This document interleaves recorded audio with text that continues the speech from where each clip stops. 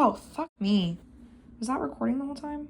A few weeks ago, I found myself at Coffee with Creators hosted by YouTube's own Colin and Samir. During the Q&A, I was chosen to ask the question, how do you hold yourself accountable to posting on YouTube? Samir looked at me curiously and asked, well, do you love it?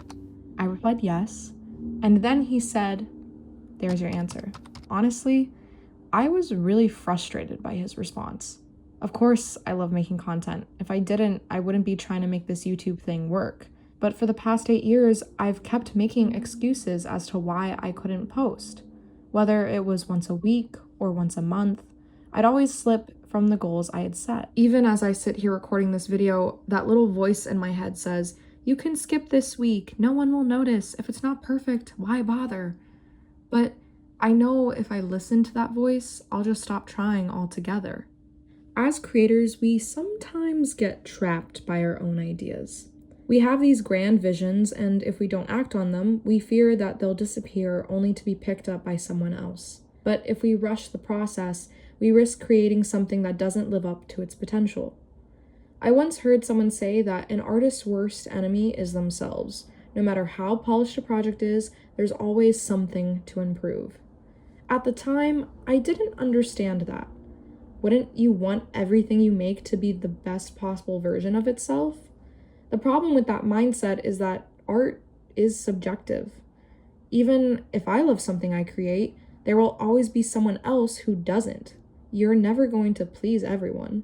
And even if you really love something today, I promise you the next time you review it, you'll see all the flaws or wish you had done something completely differently. We get so caught up in perfecting every detail that we tend to forget the most important thing, finishing.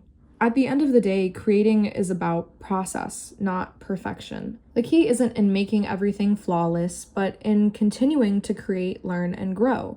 By not releasing our creations into the world, we are actually depriving ourselves of the ability to be critiqued. It sounds scary, but receiving genuine feedback is the greatest gift we can give to ourselves. To be human is to be imperfect, and it is that very imperfection that fuels our creativity. So right now, I'm challenging myself to stress less about quality and more about quantity, because I'll never get to where I need to be if I don't practice consistently.